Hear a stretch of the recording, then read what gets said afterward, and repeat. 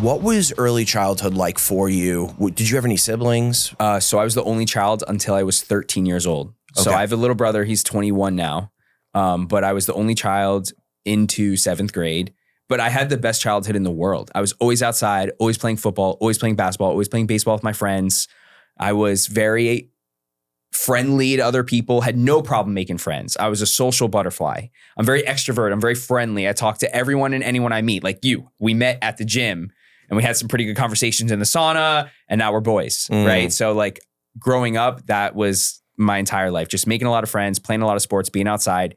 This was before iPhones and social media. So, I didn't get a cell phone until I was like in 8th grade. So I didn't grow up with technology, which was great. I'm sure you can relate. Like it was nice not having an iPhone and Snapchat in middle school. And then my childhood was great, dude. Honestly, there's nothing bad I can say about it. I feel blessed that I had such a great childhood. Great friends, did well in school. And it was amazing. Like middle school was the peak of my life. Was mom and dad around? Mom and dad was around. They're still together. They've been married for 37 years. Wow. I think. Yeah. So yeah, they were around a lot. I mean, both my parents worked full time and they still both work full time. My dad's a teacher. My mom's a financial advisor. So they work full time, and they worked full time my entire childhood, but they were there at every sports game. I was running errands with my mom on the weekends, hanging out with my grandma. Like family life was definitely very present for me, for sure. Yeah, that's amazing. What was high school like for you? High school, dude, so many different eras for me in high school. But when I got into 9th grade, I cared about being popular, and I wanted to go to the parties, and I wanted to be on the volleyball team and the lacrosse team and the golf team. And I did all those things, which was really cool. And then sophomore year, I started dating a girl. Her name is Kelly, and she was a year older than me, and she was the valedictorian of my school. And she kind of just opened my eyes to hey, you got to get good grades if you want to go to a good college. And I always knew that, but she was leading by example. She was kind of paving the path. She was getting straight A's in so many AP classes. And I was like, you know what? Being popular is cool and stuff, but I want to go to University of Florida. And if you want to go to University of Florida, you have to be top 5% in your class. You have to have hundreds of community service hours, and you have to get a 1350 on your SAT. So I just really end of sophomore year, locked in. And partly, I'm going to bring this up, but I started taking Adderall in 10th grade. And Adderall changed my life in a positive way at that time. And I was taking Adderall every single day. And I was literally on top of my schoolwork, and I was getting things done, and I was getting A's on all my tests, and I was excelling scholastically in school, doing incredible. And then I just went all in on just trying to get straight A's. I did really well in high school, and I was the only person out of my friend group that got into UF.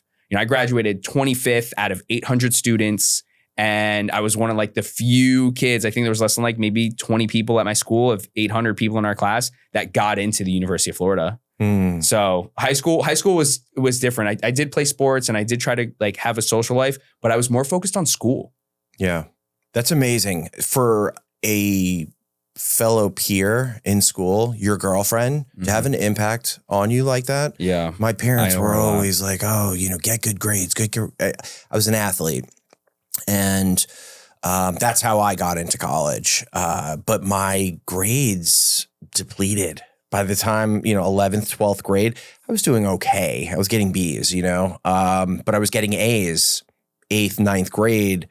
But for someone to have an impact and lead by example like that, it's very impressive. Are you still friends with her today? No, no, she's married. I'm pretty sure she has a kid and stuff. So she's a year older than me. She graduates top of our class. She goes to University of Florida. I was stuck back as a senior in high school.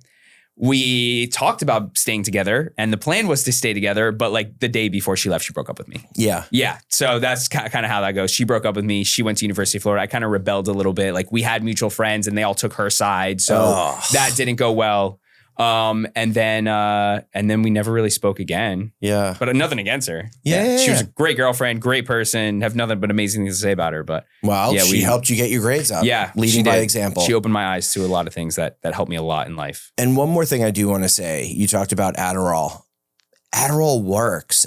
Adderall was invented to help people who are diagnosed with ADHD, ADD. That's what it's meant to do. I feel like I'm not saying to the listener, to the viewer, go get Adderall off the street and go do it. It's going to change your life. No, go through the proper protocol. Go see a doctor, get tested. And if you qualify, because it could change your life. And you are an example of that. So I take Adderall every single day. I took Adderall in high school, did extremely well in school. Now, there are negative side effects. I did lose a lot of weight. I was not as talkative, and I kind of like lost relationships, and it changed my social life a lot. But I did really well in school, and then I didn't take Adderall. I went to college, didn't take Adderall at all in college, except when I had to cram for tests. And then about like 3 years ago, I was like, you know what? Like maybe I should start taking my medication again. Saw a psychiatrist, went through it the right way, reached out to a doctor, had the conversation. Hey doc, I used to take 10 milligrams of Adderall every single day in high school, and it helped me a lot. And right now I'm kind of like losing track of things. Like I don't put my clothes away. The dishes are always dirty. I'm not staying on task. I get extremely distracted. Like I have all of the symptoms of ADHD, and I would like to try Adderall again. And he's like, all right, here, wrote me a prescription. I started taking Adderall again. And then boom, everything kind of just started coming together again. So, is this a long-term sustainable solution to my problem of having ADHD? Like, not really, but to just be like very honest, like this is what I'm doing right now and it's working. And I am thinking about and exploring other options, whether it's ashwagandha or whether it's, lion's mane or microdosing magic mushrooms every once in a while, who knows, right? And I'm definitely open-minded to exploring other things. But for right now, this is what's necessary for me to get done the things I need to get done. Yeah, that's great, man. That's great. Yeah. And it's good that you are looking at other, looking down other, roads and different opportunities, not just staying on Adderall. But if that is the case and that's helping you, that's amazing. Yeah. It is but what it is. so what was college like? I feel like a lot of people lose their identity in college. Did you go through that, establishing yourself? Did I lose my identity? No, not really. Kind of like high school 2.0. I made a lot of friends, joined a fraternity, dating girls, going to parties. My grades suffered a lot. I did not do well in college. Almost lost my Bright Future scholarship a few times. I was like skating on thin ice my entire career in college. But I got a degree and I graduated, right? So that's all that really matters at the end of the day. But I had such an amazing experience in college. We were the #1 football school in the nation, national championship, like defending the national championship my freshman year. Tim Tebow was our quarterback. Yeah, it was, the epitome. I mean, the Netflix documentary, like the Swamp Kings or whatever. Like I was there. Like I lived that. I was on campus with Brandon Spikes and Brandon James and Tim Tebow. I'm getting the chills right now, seeing them in the cafeteria. Like it was, and watching the games. We were up 42-0 at the half every single game. So that was a lot of fun. And we were the #1 party school in the nation at the time, ranked by, whatever Kaplan or whatever it is that does that Princeton Review. So it was a great experience, man. Honestly, I'm fucking lucky as hell with all the experience I've had so far, and even more lucky with the experiences and opportunities I have in the future. But college was a good time for me. I had a lot of fun, except I didn't do well in school. Was Aaron Hernandez on that team? Yeah. He was. Were you in school with him? Yeah. How could I forget Aaron Hernandez? Didn't they say that he murdered someone up at school too? One of his murders was while he was in college. That's insane. Yeah. Did you ever meet him or? No, I never met him. Yeah. No, and I don't know much about like the whole storyline behind him. I just know he's like a gangster murderer type of person. Yeah. One of Tom Brady's star wide receivers on the Patriots. Yeah. Crazy. Yeah. And he was catching balls from Tebow. Yeah. So you go to college, what did you major in? So switched a bunch of times. So ironically enough, I went to college in 2009, which is 1 year after the global financial crisis. So real estate market just crashed. Stock market just crashed. Okay. So I go to college and the question was, what do you want to major in? And I said, I don't know. What am I going to make the most money doing? And at the time in 2008, 2009, it was, well, Zach, if you do accounting or finance, you'll get a job at a big four firm like Ernst & Young or Deloitte, or I forgot what the other two are called. And if you do that, you'll make 60, 70 grand right out of college. I was like, 60, 70 grand? Yo, fuck yeah. That sounds amazing. So all I got to do is take these classes and graduate and I'll get a job. They're like, yeah, perfect. Well, then I faced financial accounting, managerial accounting, like all these hard classes. This is University of Florida. This isn't Florida State. Like these classes are hard.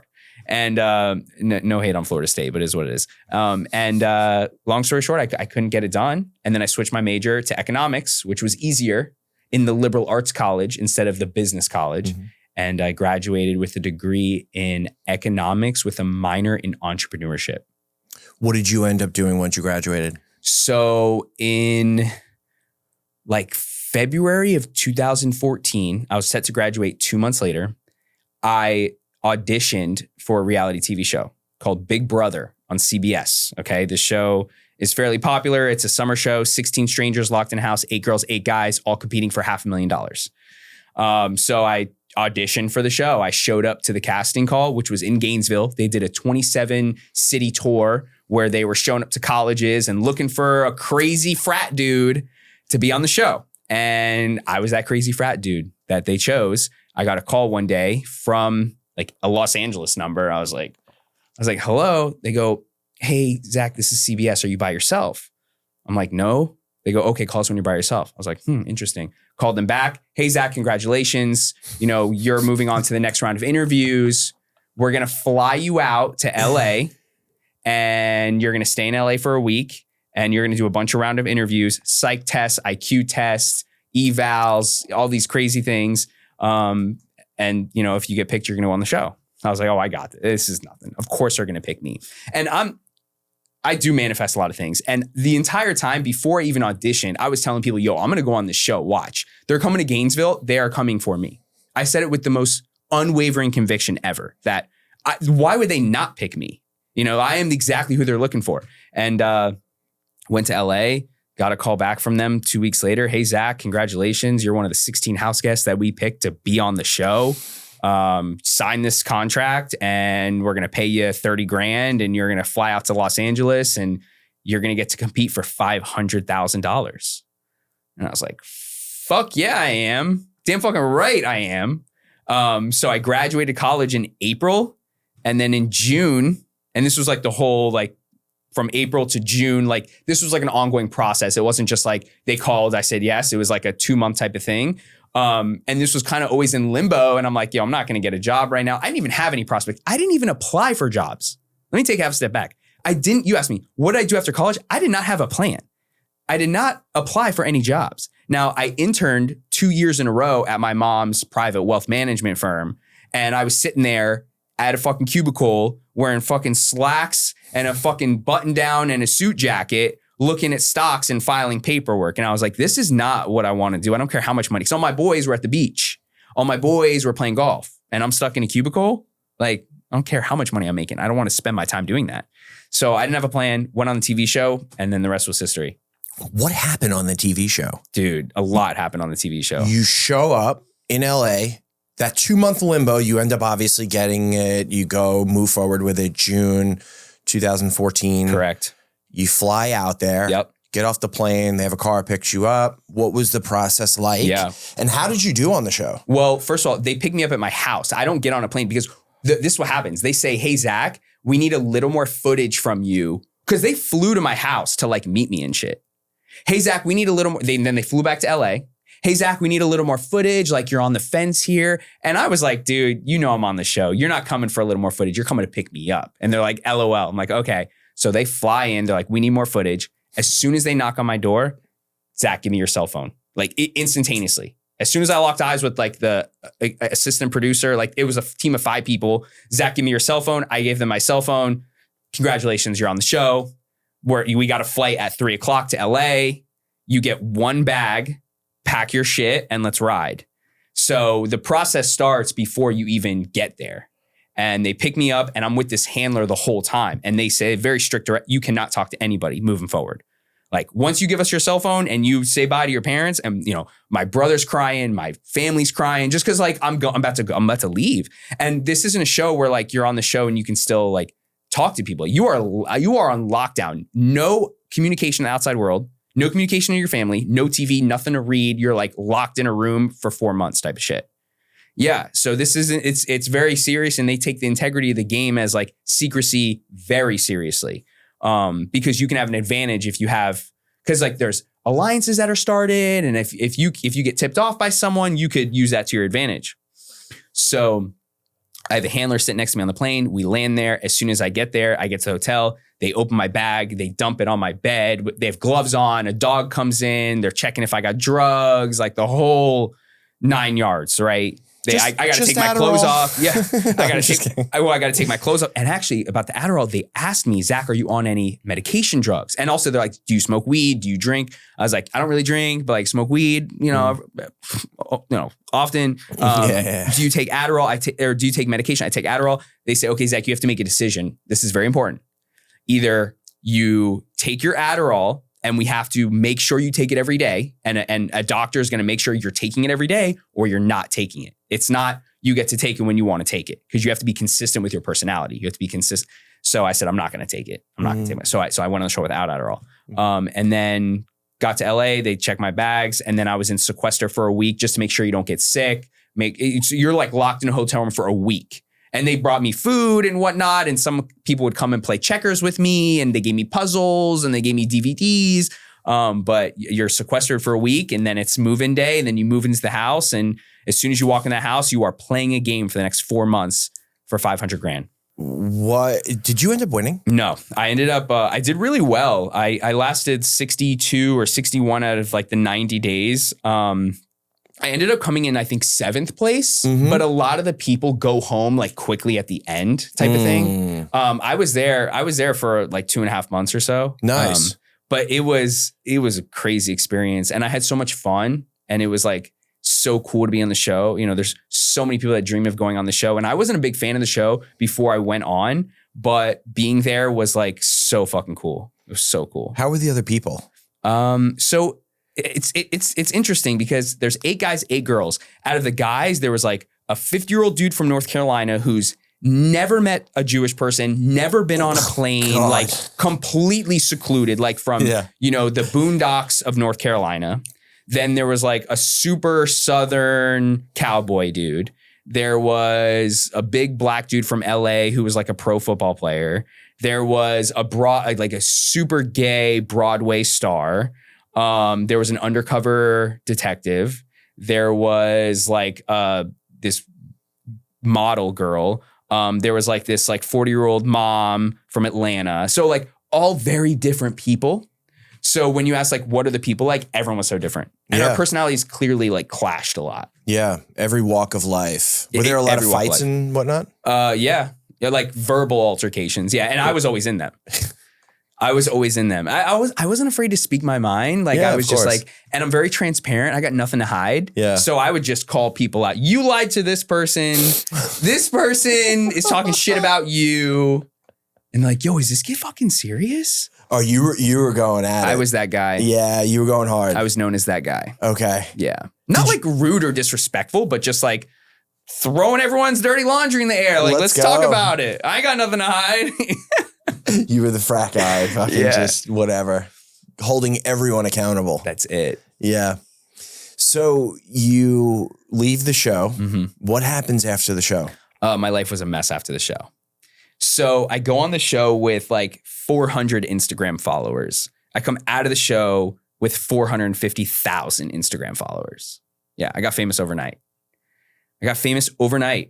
And partly because Ariana Grande's brother was on the show. He was the super gay Broadway star. And him and I were very close on the show because we had an alliance together, and he was a super funny dude, and we got along really well. And because of Ariana Grande's rise to fame in 2014, there was a lot of attention on the show, and we all came off the show with hundreds of thousands of Instagram followers. So now I have fans, and I have people telling me how hot I am and how funny I am and how awesome I am. And there's like fan edits on YouTube and there's fan accounts on Twitter. And I was like, whoa, like what's going on here?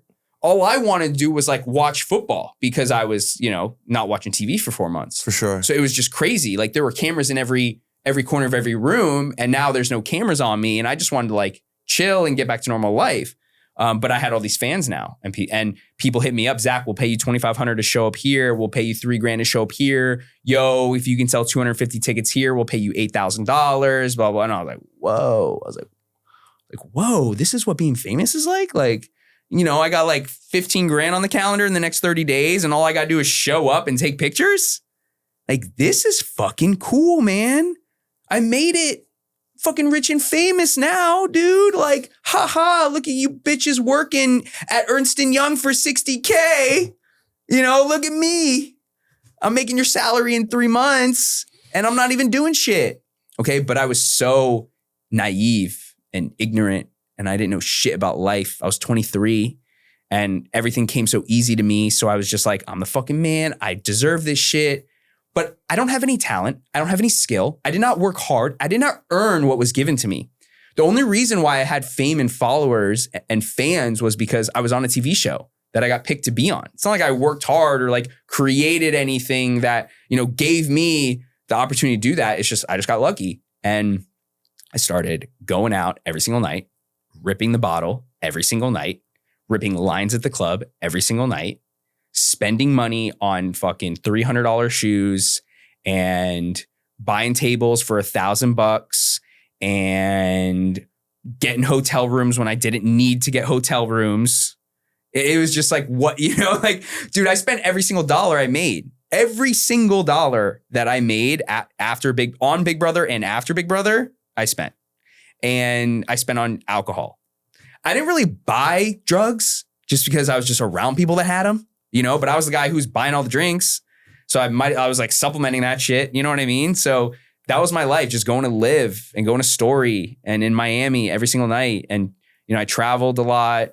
But like the money kind of like kept coming from, I would get a $2,000 Instagram deal here, or like I'd get a $1,500 thing here. So I was like, yo, I'm good. Everything's good. I didn't have rent to pay. My student loans just kicked in. I owed $40,000 to University of Florida. I was paying $500 a month. Like, I didn't have a car payment. So I was like, I think I'm doing all right.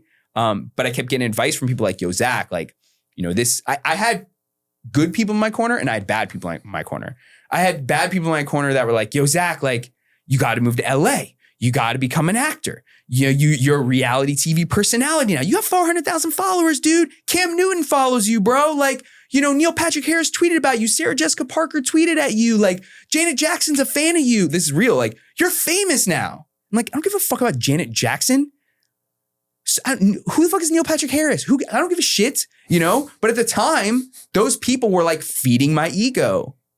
And then I had good people in my corner like, yo, Zach, you start like reading books on like media. Like you start reading books on like entrepreneurship. Like, I'm like, and I remember this guy, he was a lawyer and I was thinking about hiring him because he had like a PR firm at his law firm. He's like, Zach, you should read a book on Ted Williams. He like started CNN or started like something. You should read a book on Ted Williams. And I remember looking at him and I didn't say it to him, but in my mind, I'm like, bro, I don't have time to read books, bro. I'm like, bitch, I don't have time to read books. I got to be at fucking Live tonight.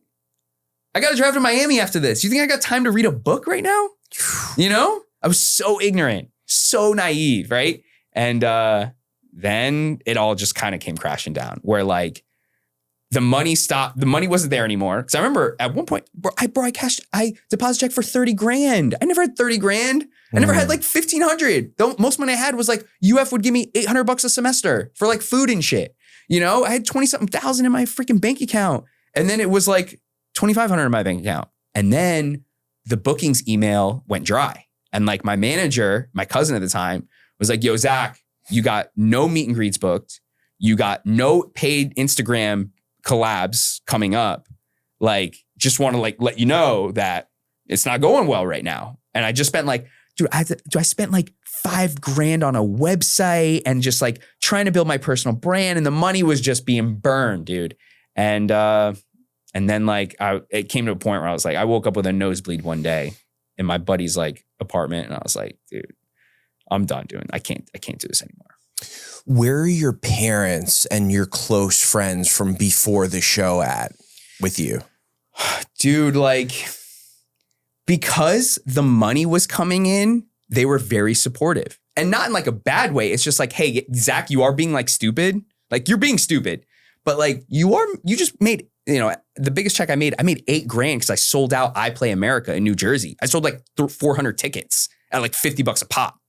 You know, so like, they're saying, Zach, you're doing amazing, Zach. And everyone's like, congrats on your success. Congrats on your success, right? So like they were there for me. You know, I kind of like hid that I was like blacking out every night. Like my mom knew I was going out, but you don't really know how bad it is unless you see what the fuck is going on. So they were all there for me, but you know, no one like left me in the dark or anything. Like everyone, like, my parents were super supportive. My friends were super supportive, but I was just like tunnel vision, man. I'm trying to go party. So you wake up on your friend's couch or whatever, nosebleed. Mm-hmm. You have a come to Jesus moment. Yeah, basically. What happens from there? What happens from there? I went in, like I became a recluse for a little bit. I was like, hey, my boys at the time, my boy Logan. I was like, Logan, dude. You're my boy. I love you for life, but like, please don't ask me to go out at least for the next like week. Like, and not that he was a bad influence. He's still my boy today. He lives in Bali right now. He's a fucking man. Love that kid to death, honestly. But you know, we were going out a lot. We were 23. That's what, you know, and I was like, yo, I'm just not going to go out for a little bit. And I didn't go out. And I just like stayed in my house watching Law and Order SVU and just like playing video games. And I would like go play golf every once in a while. And I was like, I need to get my shit together. And then I met a girl and I started dating this girl. Her name is Bruna. Started dating Bruna and we had somewhat of a toxic relationship. But that's when I kind of was like, all right, I'm done with that life now. I'm done with like trying to be famous. How am I going to get rich? Like working hard. Because I have good work ethic. I am capable of being successful without getting lucky. You know, I'm confident in my skills.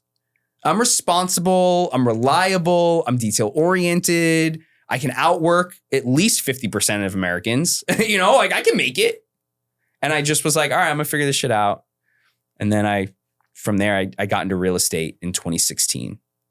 I became a licensed realtor in 2016. And I started like reading a ton of books, dude. I started waking up at 5 a.m. I started meditating for 10, 15 minutes a day.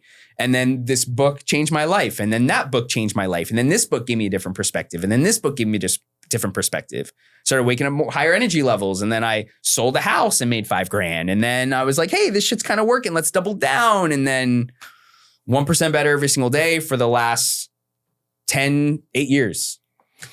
So there are a few things. There's a theme here that I'm noticing, and I think, look, I'm a recovering drug addict of 7 years. For me, when you talked about going on the show and the producer, whoever asked you, hey, bring your Adderall, you have to take it same time every day, or just leave it home.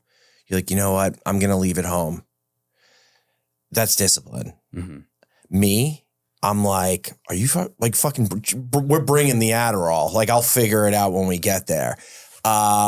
You going through, you know, this almost adrenaline dump after being on the show, everyone knowing who you are, and then, you know, waking up on your buddy's couch and then realizing that you kind of have to start chasing a career. And then you talked about in 2016, the meditation, the adding structure to your life. Mm-hmm. That's discipline. Mm-hmm. What did you do other than implement structure and discipline into your life because I feel like 99.9% of the time, people who come down from the highs, they can't switch gears and bring it up, you know, start to focus on something else and chase a new career and better themselves. What else was it for you other than structure and discipline that helped you make a drastic change like that? Dude, it's like creating receipts of proof that I can do it. You know, when you start to see a little bit of progress, it starts to become real. Because it was a pipe dream in the beginning. It was like, oh, I'm going to make $500,000 a year and I'm going to drive a Ferrari and I'm going to have a $4 million house and I'm going to be rich. I'm going to have a Rolex. Like, you know, I'm going to do that, right? But then you got to put in the work.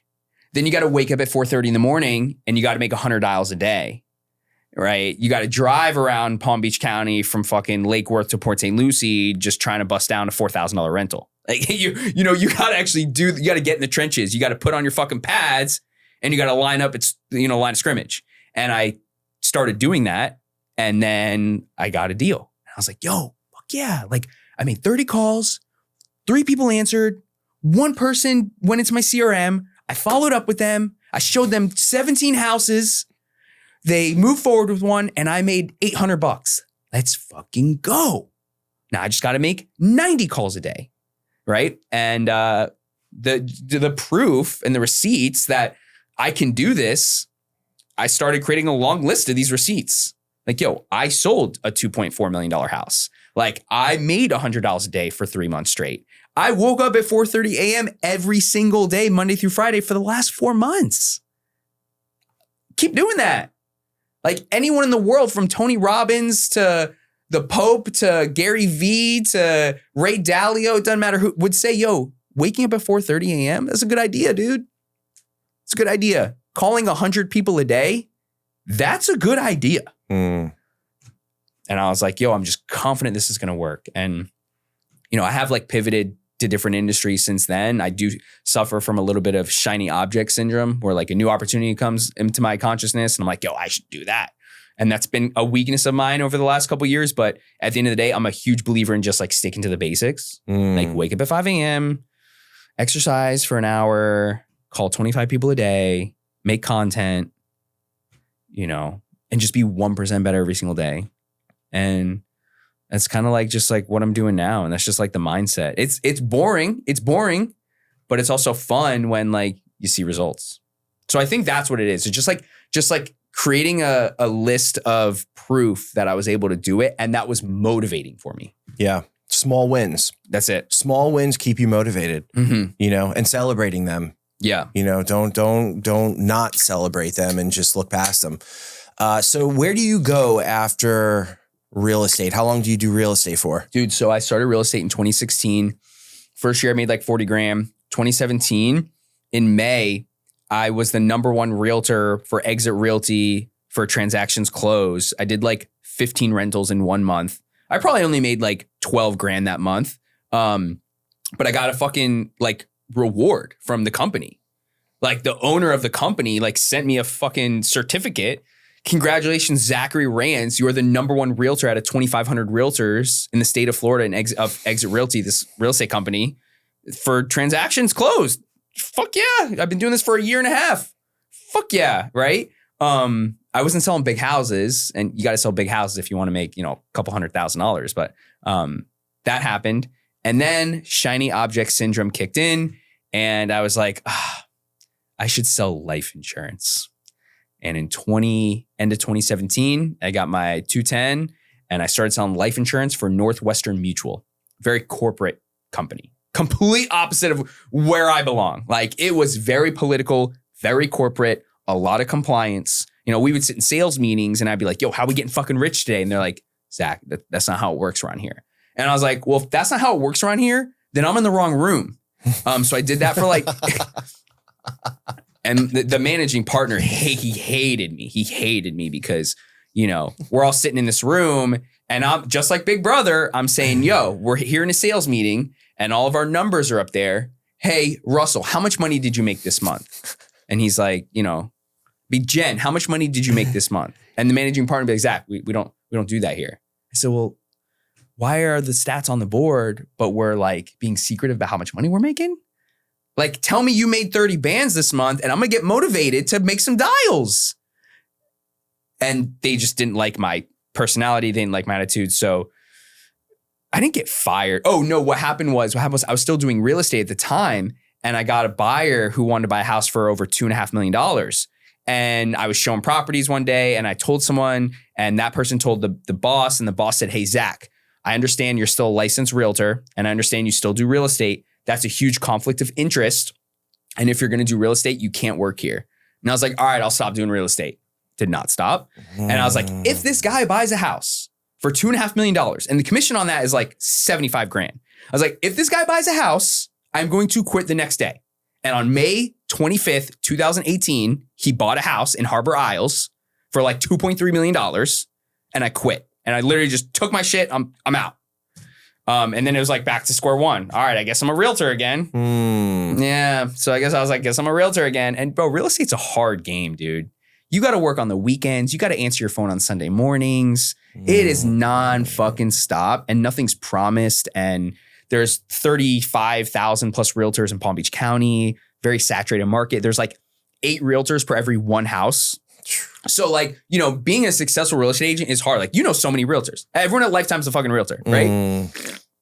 It's just a hard game. And I don't want to play that game. And I also want to be in an industry where like I can build something that has an exit strategy that is sellable. Like life insurance, like you do get residual income. You can sell your book of business 30 years from now. You know, with digital marketing now, like I can build Branding 561 and get acquired by private equity in 4 years for $2 million. Like I want to have an exit strategy. I want to build something that is proprietary, that has enterprise value, where like it can grow and it can run without me there. That's kind of just like my mindset as far as like business goes and like money long term. But in 2020, so I bought a rental property in 2017, my first year in real estate. There was a condo for sale in PJ National. It was a 1-bedroom it was 500 square feet. It was listed for $114,000. I'm like, dude, I'm gonna buy this. I'm gonna get a loan. I was 26. I'm gonna get a loan. I'm gonna buy this house for like 100 grand. I offered 75 grand. They countered at 92. I bought it for $92,000. Best financial decision I've ever made in my entire life. You know, I paid it off. I rent it out for $1,900 a month right now. You know, it's just like, it's been great for like just cash flow. And I bought it for 90. It's worth 250. Like, it's just insane. Yeah. Hit a home run, right? I wish I would have bought more, yeah. But, so I bought a rental property and, quit. Now I was doing real estate. And then at the time, COVID hit 2020. So it was like a year and a half after I quit selling life insurance, and I was living with my grandma because my grandpa passed away and I was renting out my house and blah, blah, blah.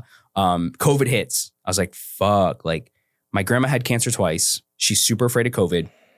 I can't go be meeting people out, touching door handles, meeting people. You know, this was like when COVID was brand new. Everyone was scared as shit. And I was like, fuck, I need to make money online. Like I need to make money from the comfort of my freaking living room. Okay, how am I going to do that? And I was like, what am I good at? What do I like? I was like, well, I'm good at like motivating. I'm good at speaking. I have good communication skills. Like I love personal growth. I love waking up early. I love working out. I love like the mindset of like, you know, self-development and philosophy. So I think I'm going to be a life coach. I really think I can help young guys like get their shit together.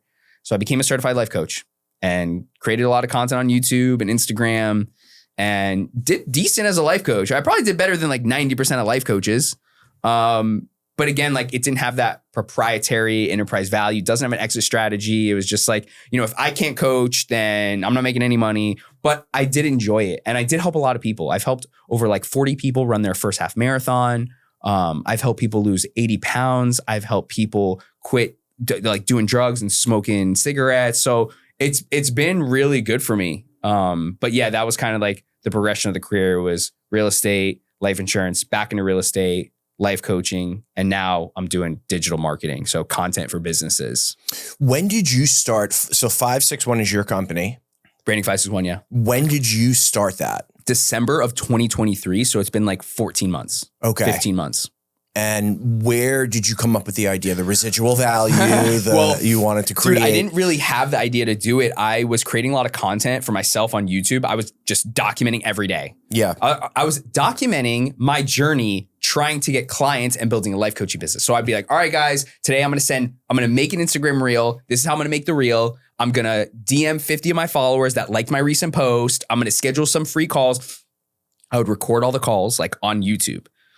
And like people would see my process of me asking open-ended questions and getting people through the sales process and trying to close them on $2,500 for life coaching. And people were seeing it like, yo, Zach's kind of killing it. You know, he posted this reel. It did 800,000 views.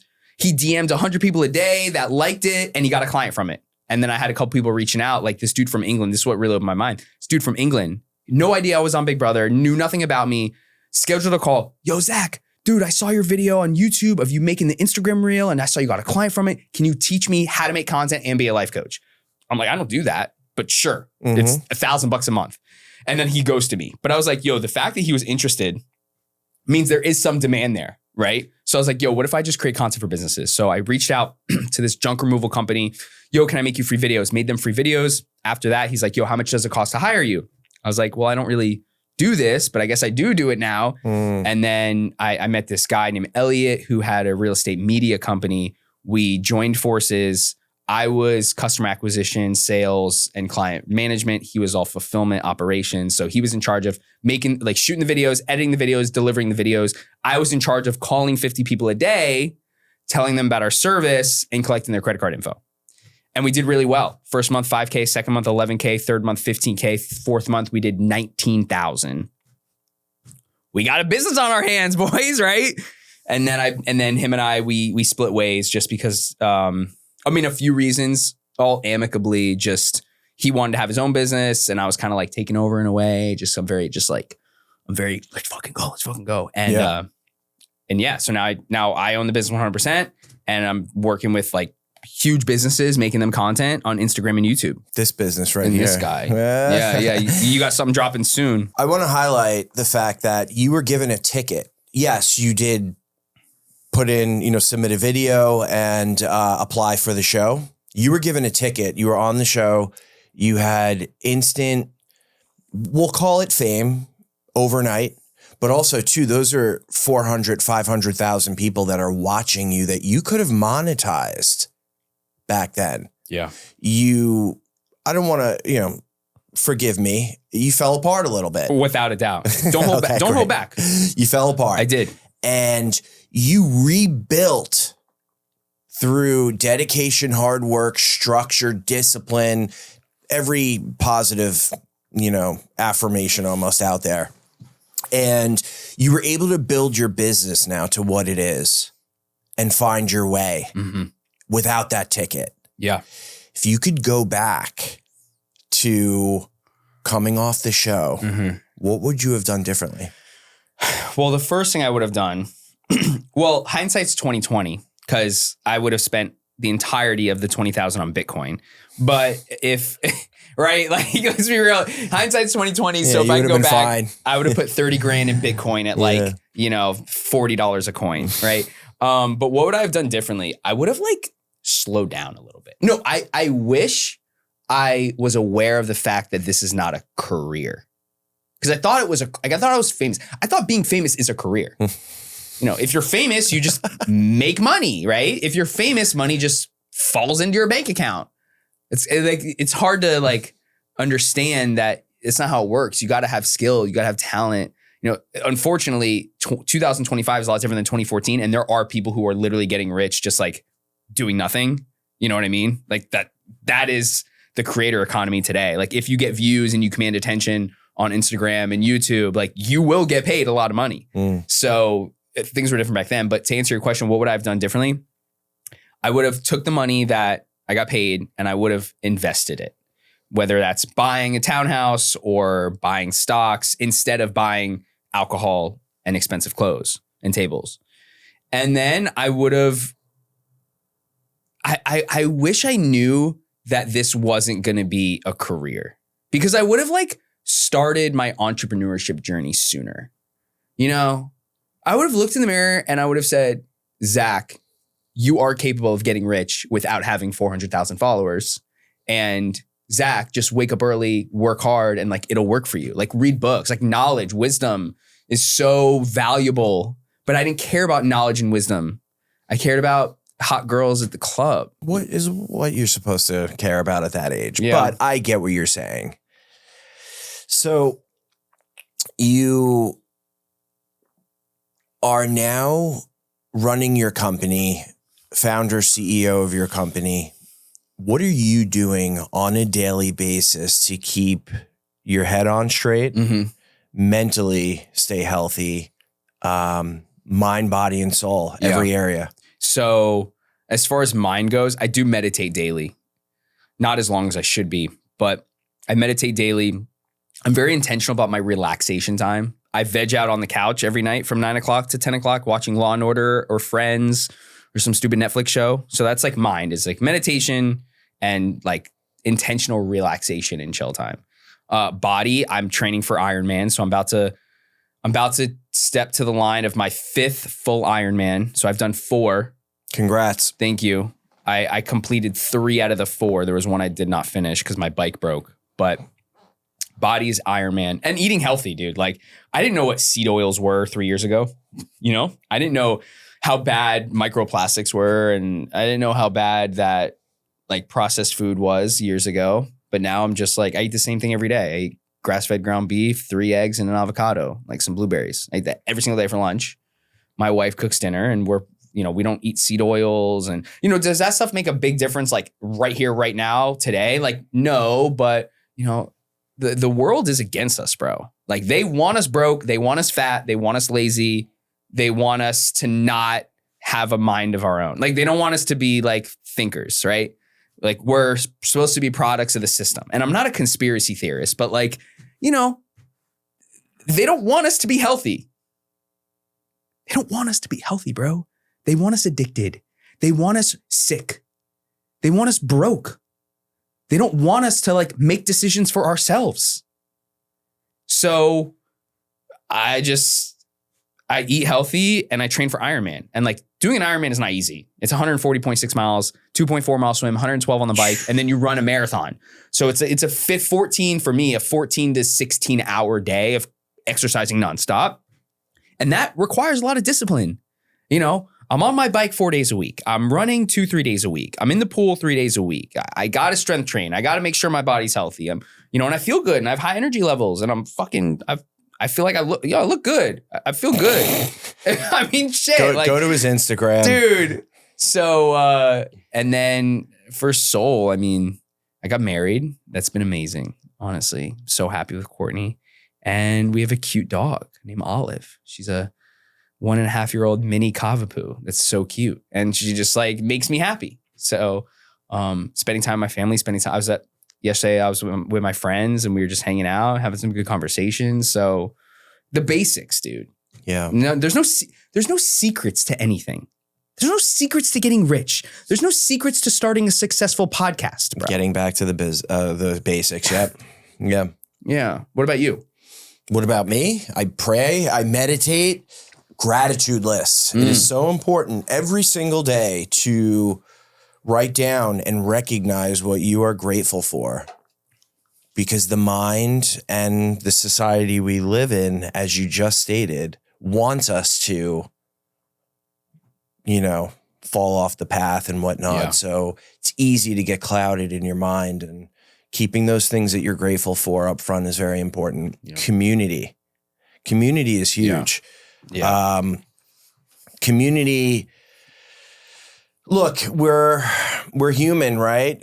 Just like being grateful and forgetting about the things that you should be grateful for. The mind wanders, and it's important I will isolate in my head. I will isolate myself from the world. I don't live with my girlfriend, and I have my daughter 50% of the time. So I am by myself sometimes in my house, and the mind wanders, and that's very common.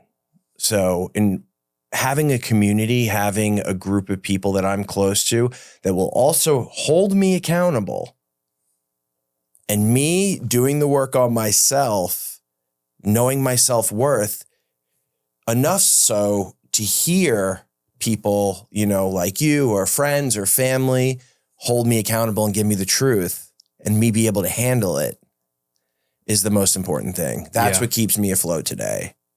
So, I mean, I can go on and on, but those are just a few of the things. What does a healthy relationship look like? You're in a brand new marriage, and I mean, I see you guys on social media. I mean, social media. Are you on my close friends list? I got to put you on my close friends list, because I post a lot of my like story on my close friends list. Yeah. And I post a lot of Courtney and I doing fun things. So I'm going to add you to that. Yeah. Yeah, please do that. I love that stuff, man. Yeah. What does a healthy relationship look like? Quality time. And obviously communication. I feel like communication goes up being said, but quality time, dude. Every Friday night we do date night. Tonight we're going to Lenora's. Oh, nice. Right here on Yeah, Donald right here. Ross. Love Lenora's. So quality time, communication, motivation.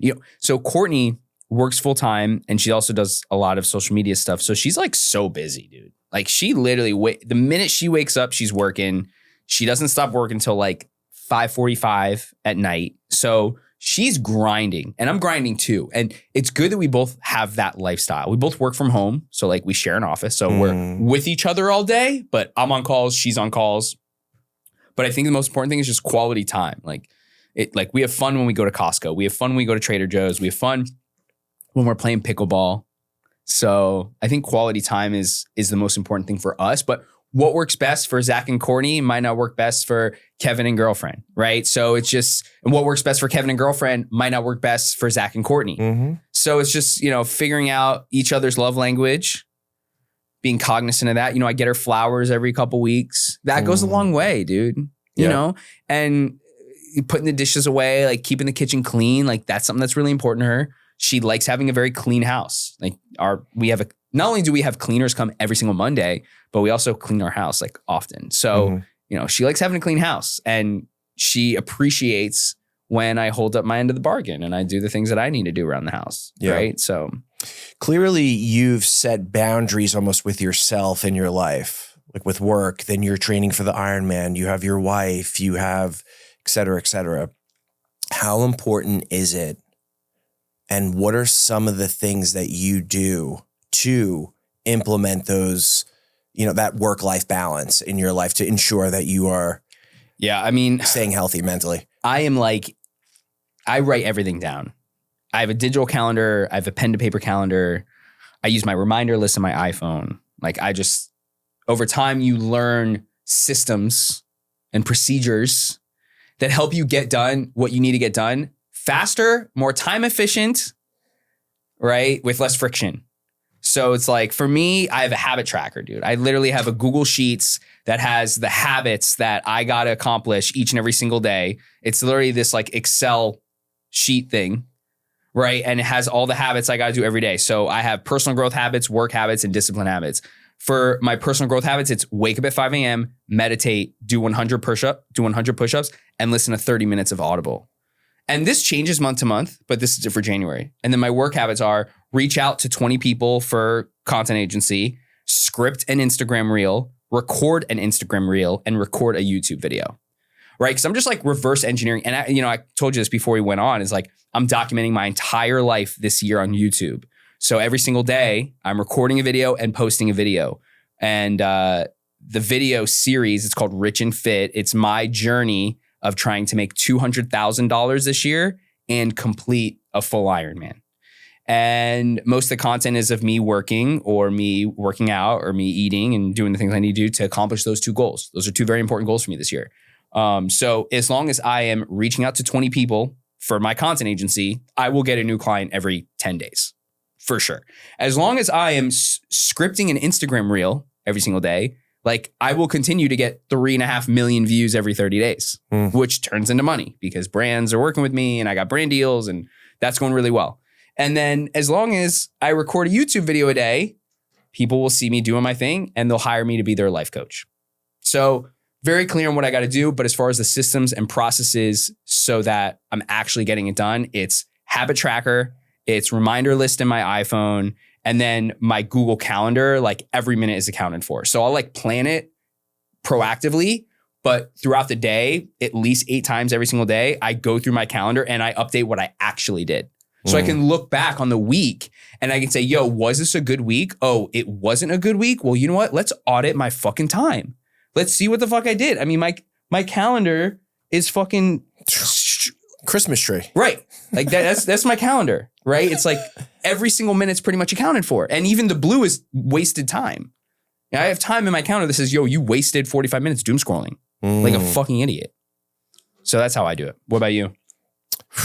I mean, I structure. I list out my days, calendars, digitally. Everything's digitally. yeah, I mean, I think it's,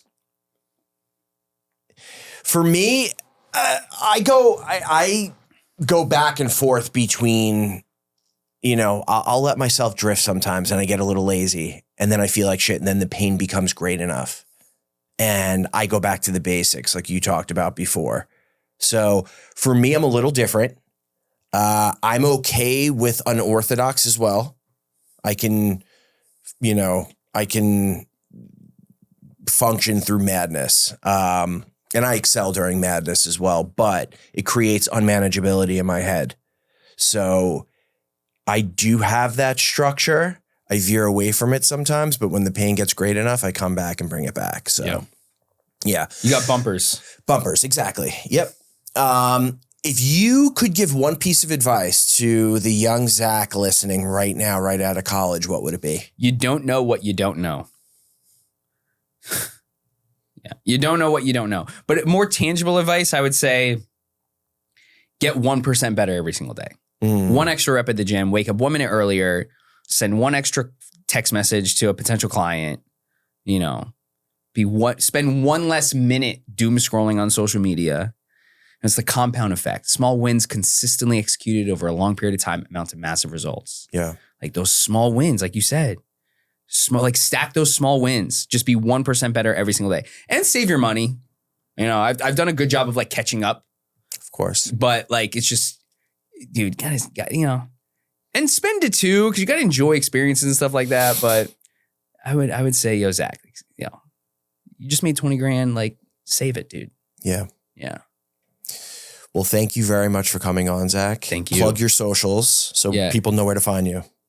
You know, I'm going to route all this traffic to my YouTube channel, Zach Rance on YouTube. Yeah. I'll put it all in the description so people can access it there and check it out below. But thank you very much for coming on. Appreciate you coming out. And yeah, man, appreciate it. Yeah, thank you for having me, dude.